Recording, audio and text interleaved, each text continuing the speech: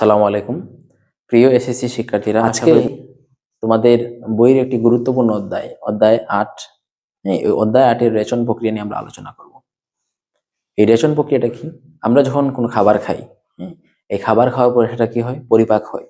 পরিপাক হওয়ার পরে কি হয়? পরিপাক হওয়ার পরে আমাদের যে সকল পদার্থ শরীরের জন্য প্রয়োজন এবং যে সকল পদার্থ শরীরের জন্য প্রয়োজন নয়, দুই ধরনের পদার্থ তৈরি হয়। যেগুলো অপ্রয়োজনীয় সেগুলো বডি থেকে বের হয়ে যায়। কোন প্রক্রিয়ায় বের হয়? যেই প্রক্রিয়ায় বের হয় তার নাম হচ্ছে রেচন প্রক্রিয়া। তোমাদের বোঝার সুবিধার্থে আমি একটা ফ্লো চার্ট আঁকছি। এই যে দেখো, আমরা খাবার খাইলাম, খাওয়ার পর পরিপাক থেকে রেচন পদার্থ। তাহলে এই রেচন পদার্থগুলো যেই প্রক্রিয়ার মাধ্যমে বের হয় সেটা হচ্ছে রেচন প্রক্রিয়া। এখন এই রেচন পদার্থ কি আছে? রেচন পদার্থের মধ্যে আমাদের মেইনলি 90% পানি থাকে, আরো থাকে ইউরিয়া, ইউরিক অ্যাসিড, ক্রিয়েটিনিন, এগুলা থাকে। এখন এই রেচন পদার্থ যে প্রক্রিয়ার মাধ্যমে হয়, আমাদের একটা রেচন তন্ত্র, এই রেচন তন্ত্রের মাধ্যমে কি হয়? এই রেচন পদার্থগুলো বের হয়। এই রেচন তন্ত্রের মধ্যে কি কি আছে? কিডনি, ইউরেটার, মূত্র থলি, মূত্রনালী, এগুলা এই ফুল তন্ত্রের মাধ্যমে আমাদের এই রেচন পদার্থগুলো বডি থেকে বের হয়। এখন আমাদের যে মূত্র তৈরি হয় এবং মূত্র তৈরি হওয়ার পর যেগুলো মূত্র বডি থেকে বের হয়, এই মূত্রের তোমার পরীক্ষায় একটা গুরুত্বপূর্ণ প্রশ্ন আসে যে মূত্রের কালার হলুদ হয় কেন? মূত্রের কালারটা হলুদ হওয়ার কারণ হচ্ছে মূত্রে যদি ইউরোক্রোম থাকে, ইউরোক্রোম নামক একটা রঞ্জক পদার্থ আছে, এই ইউরোক্রোম রঞ্জক পদার্থের কারণে মূত্রের বর্ণটা হলুদ হয়। এটা এমসিকিউতে আসে নর্মালি। তুমি যদি আমিষ জাতীয় খাবার খাও, সেক্ষেত্রে তোমার মূত্রে কিরকম হবে? আমিষ জাতীয় খাবার খাইলে মূত্রের অম্লতা বৃদ্ধি পায়, যেমন মাছ, মাংস, ডিম, এগুলো যদি খাও।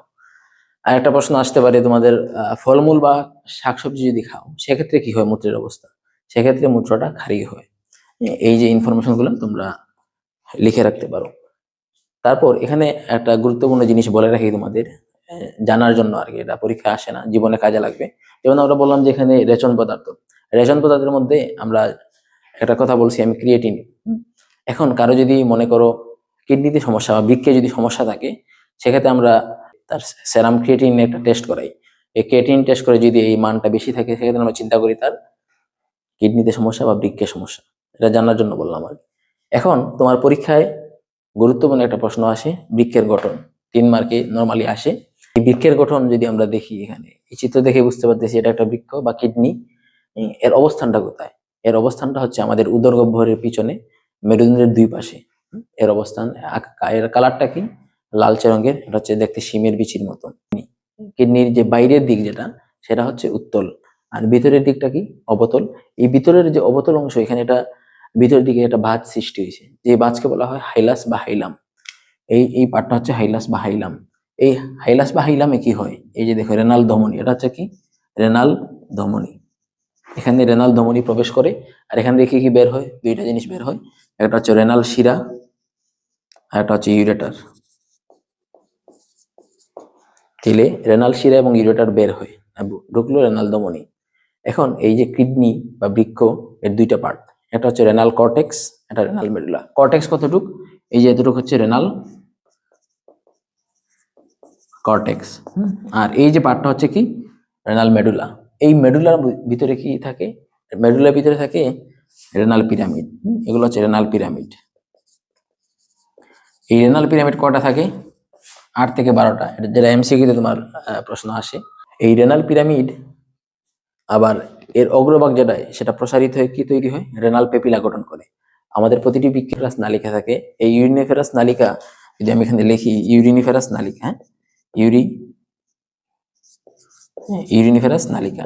এই ইউরিনিফেরাস নালিকা 2টা পার্টে বিভক্ত। একটা হচ্ছে নেফ্রন, আর একটা হচ্ছে সংগ্রাহী নালিকা। সংগ্রাহী নালিকা।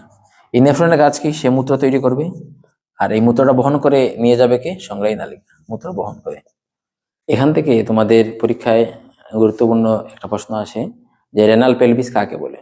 আমরা যে এখানে দেখছিলাম যে এই যে আমাদের ইউরেটার, ইউরেটারের মধ্যে যেটা ফানেল আকৃতির অংশ, এটা যেটা হচ্ছে এই যে এরকম ফানেল আকৃতির যে অংশ দেখা যাচ্ছে এখানে, এই ফানেল আকৃতির অংশকে বলা হয় রেনাল পেলভিস।